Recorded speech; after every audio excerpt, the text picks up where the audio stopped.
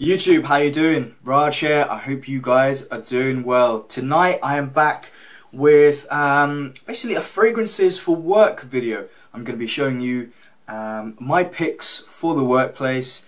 Fragrances that really are bottles, full bottles in my collection that I've been wearing recently. Before I get into the video, a couple of things to touch on. First of all, let's talk about what is the workplace, because it means different things to different people. Now, this is just my perspective, and for me, I work at basically an office desk job. So I work in financial services, I'm an accountant, and so that type of scenario kind of dictates what type of fragrance that I wear. Having said that, my choices for the workplace have actually changed. When I first started working, I used to wear much more safer, easy to wear fragrances. Types of fragrances that I used to wear, which were a little bit on the reserved side, you could say, were the likes of Bleu de Chanel from Chanel, quite a few fragrances from Tom Ford's signature line, like Grey Vetiver, Tom Ford for Men, Tom Ford Extreme sometimes, L'Odyssée, Chanel's Edition Blanche, and yeah, kind of like a few fragrances from L'Occitane, Eau de Vetiver and Eau de L'Occitane, and these were the kind of my rotation. But I've kind of switched things up a little bit, starting to be a little bit more adventurous with what I wear, and I don't mind that. And let's just get straight into it. This is not like a top. I've got 1, 2, 3, 4, 5, 6 bottles here. It's not in any particular order, just a selection of what I've been wearing over the past probably about 6 months, to be honest. So, as I said, no particular order. Let's get into the first one. And this one is from the house of Van Cleef and Arpels. This is Midnight in Paris, the EDP version. A beautiful fragrance with a lot of leather in there, which really comes through. Recently I've been wearing that in the opening. It really comes through. There's some smokiness in the background, maybe an incense kind of frankincense type vibe, a sweet almondy, almost nutty vibe, probably coming from the tonka bean, and it's a really sophisticated fragrance. You're definitely going to stand out from the crowd. This is definitely, I'm not going to say a crowd pleasing fragrance, but it gets you noticed. Definitely on the more sophisticated side, and is a great choice. Going on now to a bottle which is, I think it's my latest acquisition, I'm pretty sure it is. So this is from the house of Guerlain. And this is Arsene Lupin Dandy. Now, as you can tell, I haven't been wearing it that much. It was a partially used bottle. So this is an interesting one, actually. This is from the Le Parisien collection. And to be honest, when I first tried them, on paper, I wasn't really loving their fragrances. There's quite a few in this collection, and I really feel with most fragrances, to be honest, but especially with this one, you really need to try it on skin. Testing on paper is a different experience and doesn't really do it justice. This is quite a new one to me, so I'm not entirely I haven't got my head around it. It feels like there's a nice, well-balanced mix of florals, maybe a rose in there, which are subtle, but it's really a woody-based fragrance.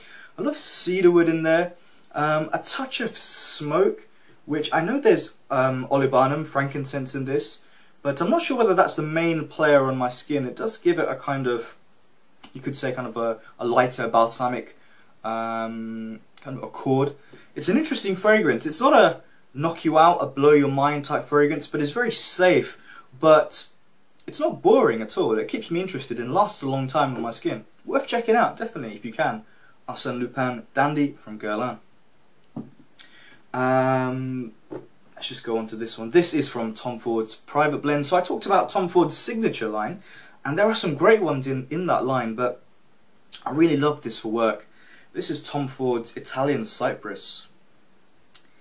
And this is great for, I've worn this a few times for job interviews, and I've just started a new job actually about 3 weeks ago, and I wore this on the day. I don't know whether that played any part in me getting the role, but you know what, it's a good safe fragrance. Again, nothing mind-blowing, just executed well. You have to give it a chance. Give it a chance on your skin.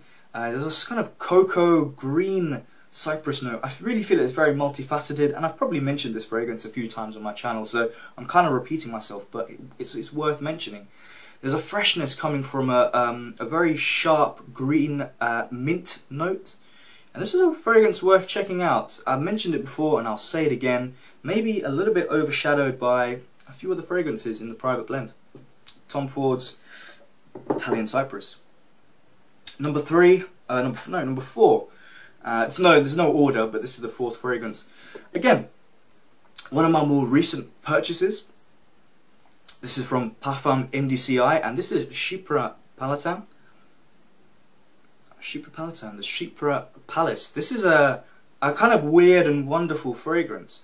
It's a very sophisticated fragrance, a very elegant fragrance, but it's got a bit of kick to it, you know. There's a melange of notes in here. It's almost as if Bertrand Duchaufour just got a bunch of ingredients, bunch of oils, and just put them all into a pot. Because there's florals in here. There's like rose. There's lavender. There's a bit of leather. There's a bit of a kick coming from a kind of castoreum note. I do feel this is actually quite a nice leather-based fragrance, if I'm honest. But the thing is, you get so many different notes every time you wear it. It's almost as if you could review this fragrance, and then the next time you review it, you can talk about something entirely different.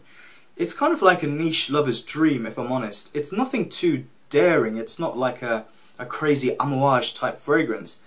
But I feel it's a very French fragrance. I know Bertrand Duchaufour and Parfum MDCI are a French brand. I don't know if you could call them a French style, but I feel this is very French. I can't really describe why, but this is actually a superb fragrance, a really elegant fragrance. Kind of fragrance that, to be honest, nowadays I really look for, I really live for, you could say. Final two from the house of Christian Dior, from their more accessible, their mainstream line basically. This is actually my scent of the day. A bit of a strange choice, you could say, in the winter. This is Dior Homme Sport.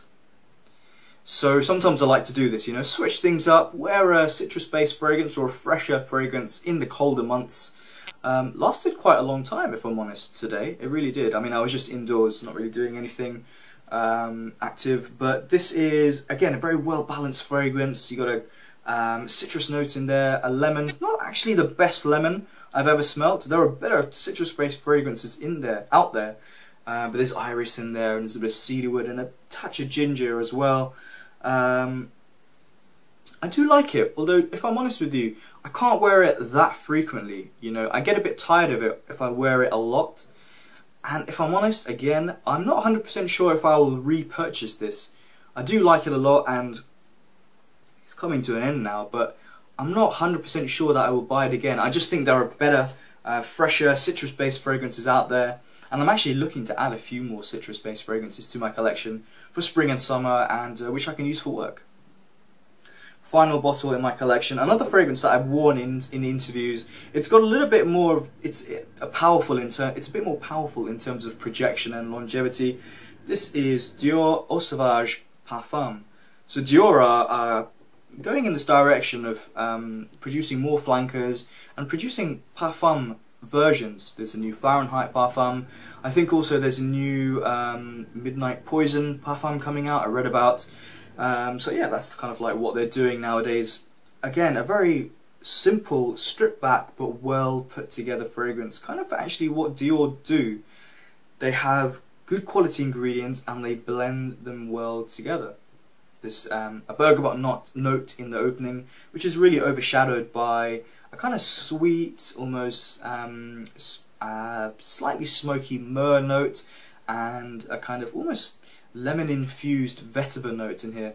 A very classy scent, has a good sort of scent trail. You know, you don't want to spray too much of this, it can get a little bit too much. But again, just top quality from Dior. That's what you come to expect from that brand. So just guys, you know, some fragrances I've been wearing over the past 6 months to a year. Some of these are a little bit newer to me. What do you wear to work, and has your selection or the type of fragrance that you wear changed from maybe one job to another? Are you working in a certain type of job, a certain industry, and then have you moved, and has your fragrances that you wear, has that changed? What are some of your picks for the workplace? Do you like to be a little bit more reserved, a little bit more stripped back? And some of these are like that, not all of them. Or do you just go all out? And are you wearing like black Afghano and, you know, red oud from Montal to work? Let me know your thoughts. Always great to hear from you guys. And I'm going to try and put out a few more videos now. I've been a bit quiet for a while. Sometimes I like to do that. I'll see you guys soon. Bye.